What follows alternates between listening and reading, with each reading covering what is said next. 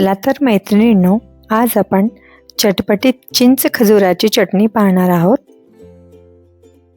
यासाठी लागणार आहे 1 वाटी चिंच, 2 वाटी खजूर।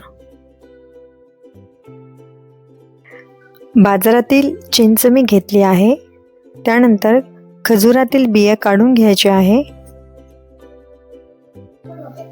सोबतच 2 तेजपाने, 4 ते 5 लवंग आणि काळी मिरी, अर्धा इंच दालचिनी, 4 ते 5 लाल सुकी मिरची, 1 टीस्पून सुंठ पावडर।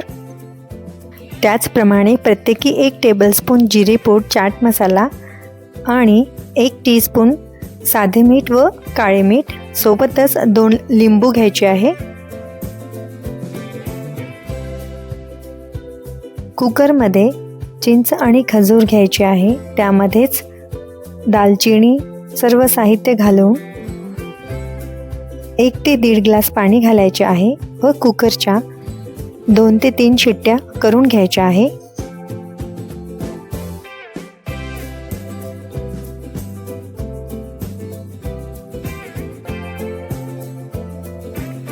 कुकरच्या 3 शिट्ट्या झाल्यानंतर मिश्रण याप्रमाणे शिजते।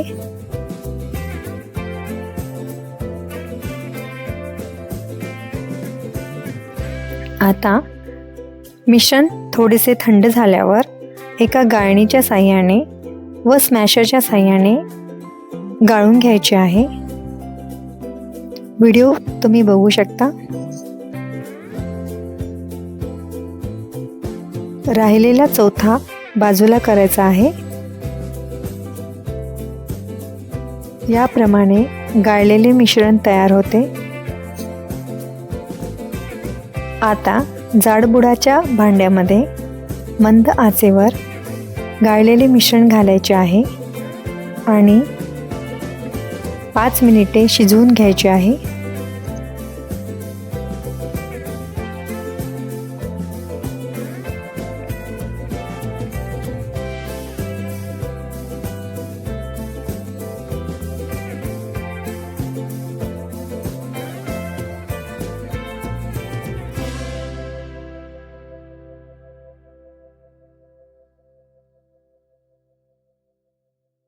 मिश्रणाला 1 उकळी आल्यानंतर त्यामध्ये जिरे पावडर, चाट मसाला आणि मीठ घालायचे आहे आणि परतून घ्यायचे आहे।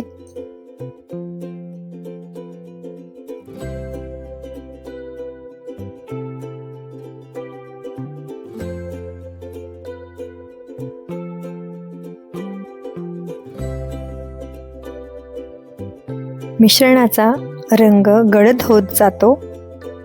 याप्रमाणे यामध्ये 2 लिंबाचा रस घालायचा आहे, जेणेकरून चिंच खजुराची चटणी जास्त काळ टिकते।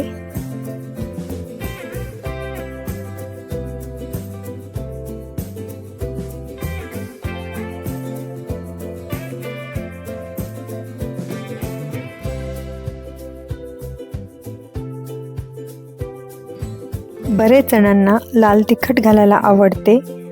येथे सुरुवातीला मी लाल सुकी मिरची घातल्या कारणाने लाल तिखट घातले नाही आहे।